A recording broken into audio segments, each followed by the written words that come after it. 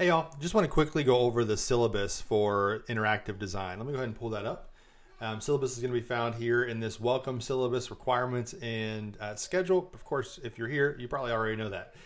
So let me go ahead and pull up the syllabus here and we'll just go through it. I'll share some kind of off the cuff comments as far as what you read here. But I would encourage y'all as you begin the course to read through the syllabus. There's going to be some information at the very end that's included in a lot of the syllabus. A lot of the different syllabi that you'll read from course to course. Some instructors might go over it, but I would encourage you to read through that. We might not cover it in this video. So here we are. Welcome to ART 3759, Interactive Design. Of course, it's the spring. I'm super excited to be with y'all. I'm a former YSU grad, so I've got my YSU pullover on this morning. It's a little cold down here in Nashville, and so it's very helpful. Prerequisite to this course is Intro to Graphic Design. That's ART 2661. If you haven't completed that yet, now would be a good time to stop the video and reach out to your advisor and talk about that. But I'm assuming that y'all have completed and passed the course, Intro to Graphic Design, and so welcome to Interactive. Our scheduled meeting time. So this is all an online course, but the time that we have scheduled for this course for Interactive is Tuesday, Thursday, from 5:10 to 7:50 p.m. Now, this course is asynchronous, so I'm not going to grade you on you being in Blackboard from 5:10 to 7:50. However, as somebody who has completed a master's degree online, I would definitely encourage y'all to block off that time. Try to make sure that you schedule around it and make sure that you have that time dedicated at minimum so that you can stay up to date on the coursework, that you can complete some of your assignments. The grading for the course will be based on whether or not you've submitted the required deliverables or milestones or discussion posts by the allotted time. And so while this is an asynchronous course and kind of, you can get it done a little earlier than that time, a little later than that time, just make sure that you hit those due dates, because that's what we're going to be grading on. And that, like I said, as somebody who's done an online program, there's a lot of great flexibility in that. There's a lot of great responsibility then that's put on you as the student. And I've been there and I understand that. So lessons learned from me to you, just make sure you've at least got that time blocked off so that you can go through the course material and get started on some of the work that'll be due maybe a little later in the evening or another time. You can email me at rsfirm@ysu.edu if you have immediate questions or if you need some guidance or any feedback beyond Blackboard. It's a great email to have. My office hours personally are going to be Tuesdays and Thursdays from 5 to 6:30. So kind of that first half of our scheduled time together, dedicated time together, I'm going to be available for virtual appointment only. And we're going to go over that in another video of how to do that through Outlook and just through a calendar invite. But that'll be how you can schedule some time with me one-on-one to talk through any questions or issues you might be having. Tuesdays and Thursdays from 5 to 6:30 p.m. I'll be available for those virtual appointments. And like I said, we'll go through how to do that in another video here. As far as communication, Blackboard's a great tool. But if you have an emergency or issues, please make sure you email me. And as far as response times go, I'm going to be going through the course with y'all at the same time. And so I'm going to try to give some feedback around the same time frame that y'all are doing peer reviews and critiques within 24 hours or so of that. I'm also working a full-time job as well. And so my hope is that I'm going to be able to grade the grade the discussion posts, grade the milestones, grade the deliverables for the projects within that week turn, some of those bigger projects. But if you have questions, if you shoot me an email, I'm going to try to respond within 24 hours, Monday through Friday. Try to reserve the weekends for family. But we'll definitely try to have an open line of communication as y'all have questions and need feedback as well. As far as the course description goes, our goal is that we're going to dive into the aesthetics and the processes and the history behind the field of interactive design, specifically for on-screen applications. There's a video that I've already done, I think in week 1, that talks a little bit about how interactive design, UI, UX design is not just limited to on-screen. There's a lot of different ways technology plays into our lives that is beyond just our cell phone or our laptop or our desktop. And so while we're going to be talking about on-screen application design, These principles can be applied in a variety of different ways, as you see in that video.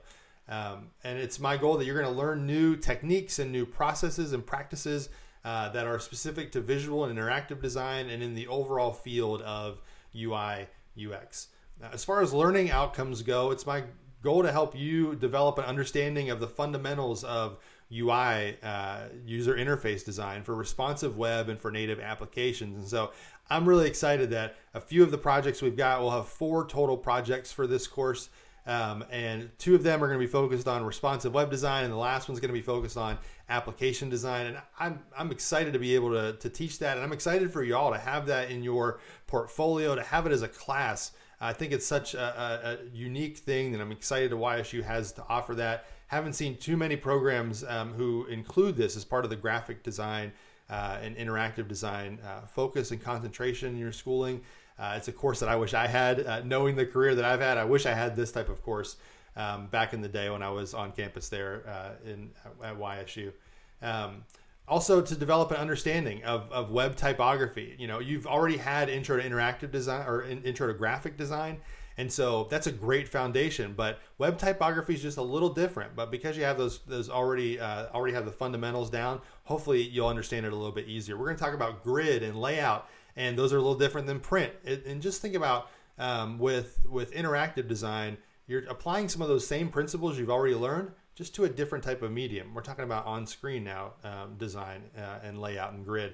And we're also going to talk about design systems, which is just a fancy word for saying style guide.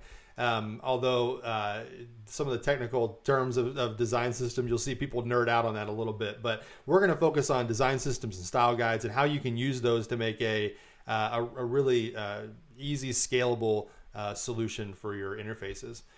We're going to talk about user experience. And so there's a lot of different terminology. And again, there's another video that goes in depth in that. But UI, UX, IXD, it's really tough to talk about any one of those individually without understanding the entire process of user experience design. And so we're going to dive into that this semester and understand the processes and the deliverables that are a part of that field, that are part of that study.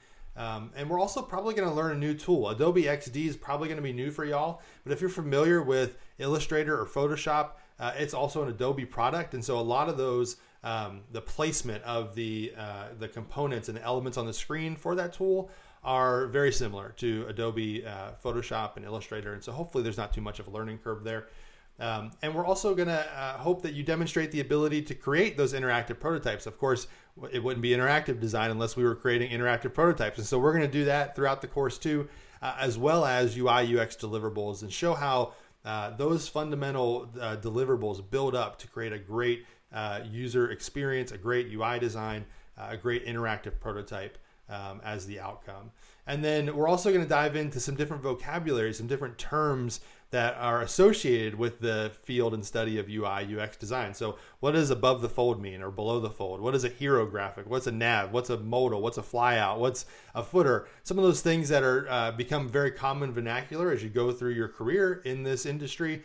We want to make sure you have a good foundation of an understanding of what those terms are. As far as grading goes, you're going to be graded on a 20-point scale for each of the 4 final projects. And so our first project is going to dive into a redesign of a local business. The second one is going to be working on an apartment finder website. The third project is going to be diving into personas and research. And the fourth project is going to be kind of a choose your own adventure application. And so those 4 final deliverables, those 4 final projects, will be based on a 20-point scale. The way that breaks down is 4 5-point categories. First one being creativity and experience. How creative were you? Was the experience thorough and thought out? That's going to be 5 points. The effort level. Did you actually put in the work, put in the effort to get you to that final deliverable there? 5 points as well. Digital craft, that'll depend on the project, but did you follow the dimensions or the requirements and have that digital craft that would be expected to get 5 points?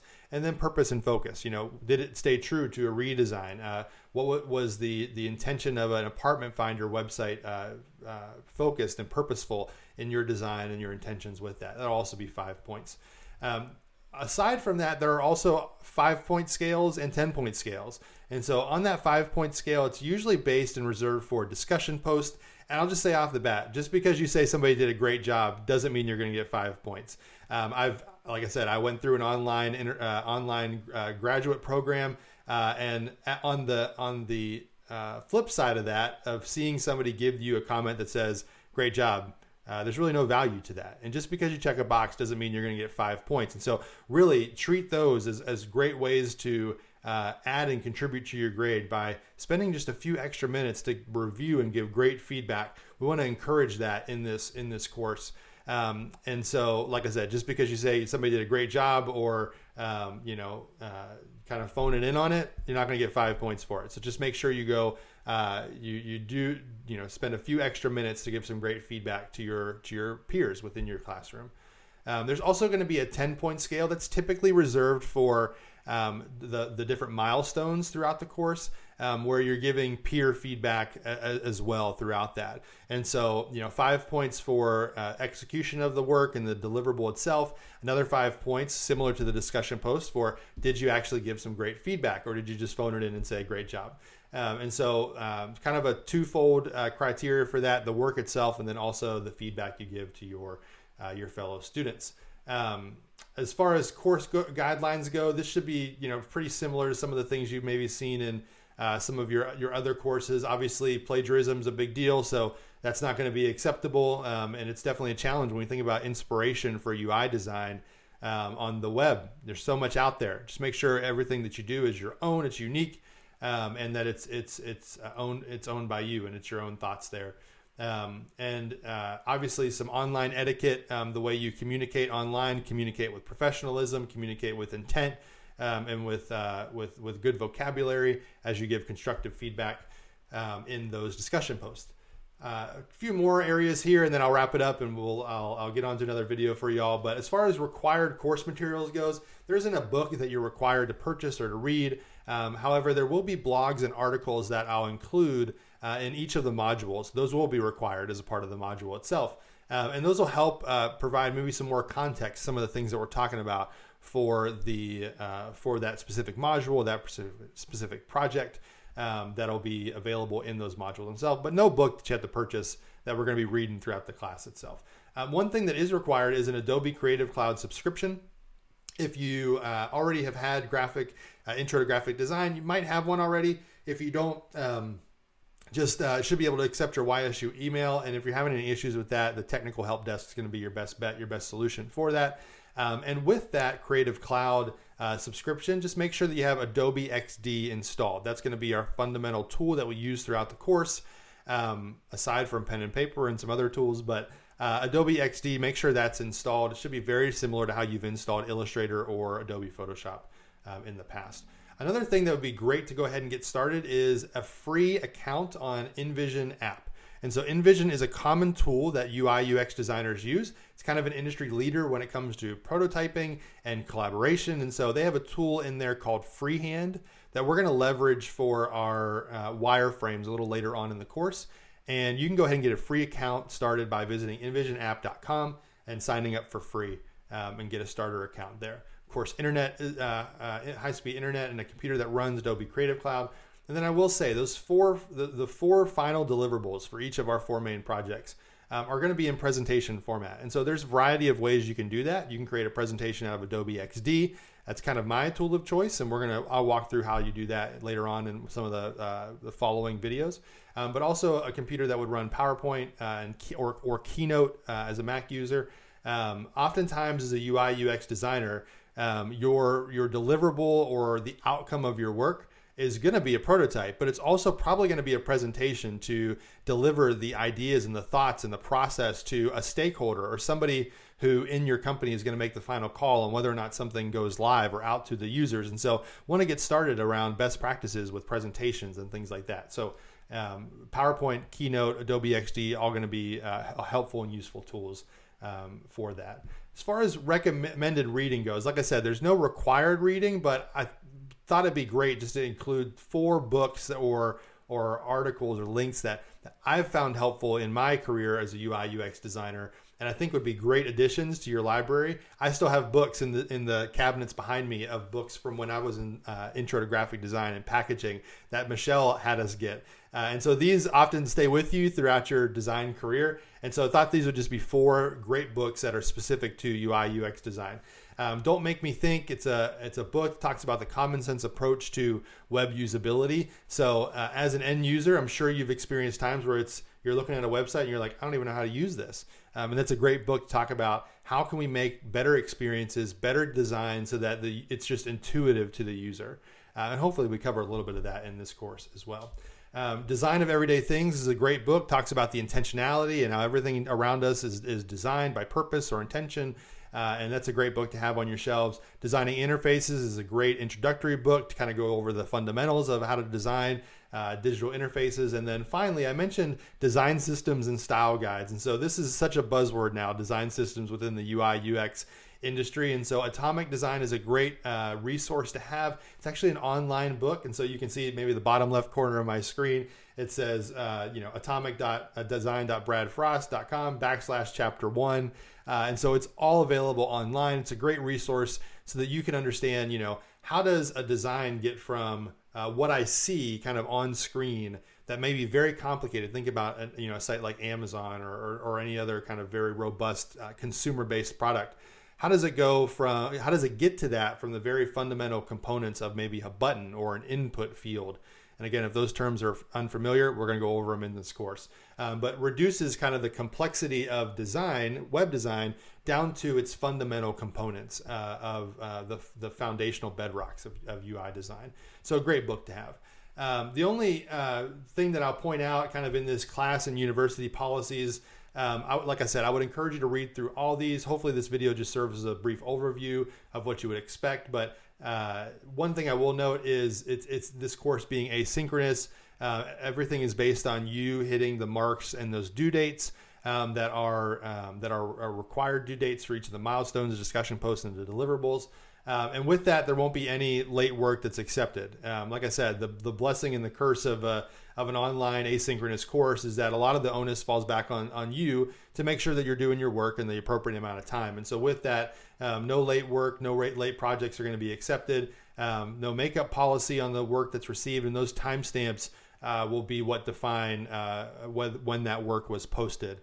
And so with Blackboard, there's really no getting around that. And so that timestamp will be the marker for when you actually submitted the post itself. So just make sure you pay attention to those due dates, those milestones, and getting that work in. Again, from past experiences with an online course, it's good to set yourself a personal timestamp of getting those in a couple hours before at least, so that you're never running up to that mark, even if you have a hiccup along the way. So hopefully this serves as a great overview of the syllabus itself, maybe a little bit more in detail with what you'll read here, but I would encourage you not to take my word for it, but to read through it yourself.